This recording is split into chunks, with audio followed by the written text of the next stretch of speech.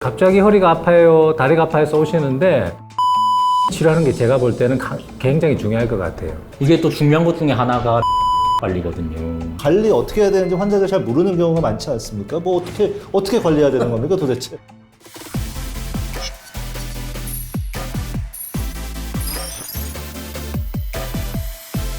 안녕하세요. 진료실에서는 들을 수 없는 척추 이야기, 대한척추신경외과학회에서 준비한 척추TV 진행을 맡은 의학전문기자 신재원입니다.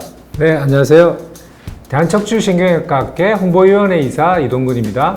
안녕하세요. 윤종원입니다. 반갑습니다. 네, 최근에 그 척추질환 환자들이 굉장히 좀 많이 늘어나고 있잖아요. 이게 평균 수명 좀 증가하면서 고령화가 되고 요즘 스마트폰 많이 사용하시니까 이런 것들이 잘못된 자세 이런 것들이 굉장히 좀 환자가 늘어나고 있는데 우리나라 척추 환자가 얼마나 좀 되나요?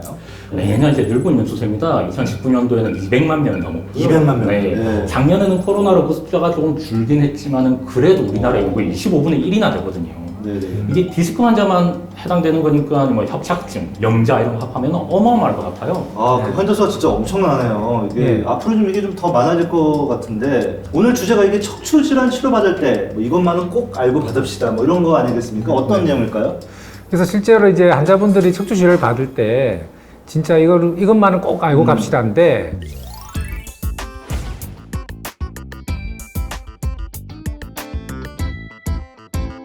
척추 질환은 이 퇴행성 질환이라는 걸 꼭 아셔야 된다는 거죠. 그래서 실제로 갑자기 허리가 아파요, 다리가 아파서 오시는데 실제로는 이제 그 전부터 뭐 장시간 앉아 있었다든지 뭐 또는 자세가 안 좋았다든지 이제 그런 원인 때문에 이제 생기시는 거죠. 그래서 실제로 제가 한번 저희 병원의 환자를 조사를 안 해봤어요. 한 1,700명 이상을 1,700 실제로 오, 많이 진짜 조사하셨네요. 조사를 해봤는데.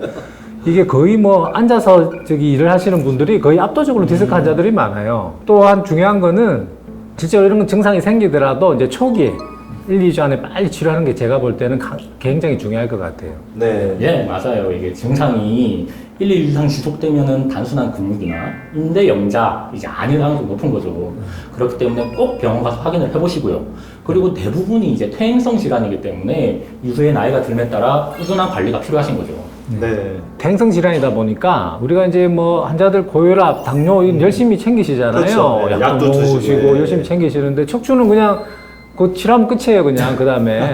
그래서 이게 고혈압, 당뇨처럼 꼭 관리를 하셔야 된다는 거죠. 아, 이게 의사 선생님들이 이렇게 관리 말씀하시는데 사실 그 관리 어떻게 해야 되는지 환자들 잘 모르는 경우가 많지 않습니까? 뭐 어떻게 관리해야 되는 겁니까 도대체? 그래서 이게 이제 곧 이제 재발 방지거든요. 아, 재발 방지인데 이게 이제 이전 우리 척추 TV에서 척추 건강 관리법에 대해서 한번 방송을 했었거든요. 그걸 한번 참조해 주시고요. 이 이제 운동을 또 열심히 하시는 분들이 있는데 또 너무 운동만 열심히 하시거든요. 이런 이제 증상이 왔을 때는 환자분들이 한 1, 2주 정도는 좀 쉬는 게 좋아요. 그래서 초기에 약물도 먹고 물리치료도 하고 안전 가려를 해서 어느 정도 염증이 없어지는 다음에 그 다음에 이제 다시 운동을 하셔야 된다는 거거든요.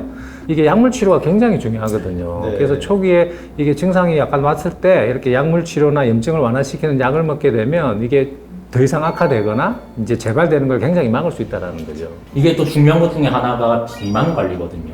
척추 환자 대부분 이제 체중 관리가 특히 중요한데요. 체중이 1kg 증가하면 이제 몸에 가해지는 하중이 5kg 증가한다고 해요. 복부 비만은 고혈압, 당뇨, 고지혈증 이런 여러 성인병의 시초가 되기도 하지만 허리 디스크의 중요한 원인이 되기 때문에 평소에 이제 식사량도 조절하시고 체중 관리도 매우 중요하세요. 과체중인 경우에는 이제 척추 허리에 실리는 무게가 증가하게 되고요. 그렇게 되면은 척추 뼈 사이에 디스크가 받는 압박이 심해지게 되고 부하가 이렇게 늘어나는 물려지게 거군요. 되니까요. 네네. 특히 이제 배가 이제 복부 비만이 생기면은 우리 임산부처럼 허리를 뒤로 이렇게 젖히고 이제 무게 중심을 이렇게 뒤쪽으로 유지하게 되는 거죠. 이런 것들이 척추에 이렇게 안 좋은 이제 디스크에 안 좋은 이제 유발 인자가 된다는 거죠. 네네. 마지막으로 이제 Q&A 시간입니다. 척추 건강을 위해서 올바른 수면 자세는 어떤 거죠? 뭐 이런 질문이거든요. 네네네. 이게 뭐 수면 자세도 뭐 특별한 뭐 이게 척추 건강에 좋은 그런 자세가 있습니까? 그래서 환자분들이 되게 많이 물어보시죠. 아이고, 어떻게, 잘 때 어떻게 해야 돼요? 뭐, 바로 누워야 돼요? 옆으로 누워야 돼요? 이제 이렇게 물어보시는데, 대부분 이제 허리 통증이 이제 있을 때는 이제 바로 누우면은 오히려 통증이 느껴지거든요. 그래서 특히 디스크 환자들은 바로 바로 눕게 누우면. 되면 예. 다리를 쭉 뻗게 되면 아파서 바로 눕기가 힘든데 그걸 참고 그렇게 하시려고 하시면 안 되죠. 그래서 보통 이제 다리 밑으로 이렇게 베개를 넣는다든지 이렇게 옆으로 돌아 누워서 이제 태아처럼 이렇게 이제 허리를 좀 숙여서 눕게 되면 보통 그 사이에 이제 근육이 이완이 되죠. 이완이 되면서 그쪽에 있는 림프액이라든지 혈액이라든지 또는 내척수액들이 아주 순환이 잘 되게 되죠. 그래서 이제 그런 장점이 있고 또한 이제 이 다리 사이에 이렇게 베개를 넣고 또 주무시면 굉장히 다리 사이에 이렇게 끼우라는 끼우라는 말씀이시죠? 거죠. 예. 그럼 많은 도움이 될 것 같아요. 네. 그런데 모든 사람이 이렇게 잠들진 않잖아요. 그렇죠. 실제 보면 성인은 이제 15% 예. 정도만 예. 이렇게 주무시고 있다 하거든요.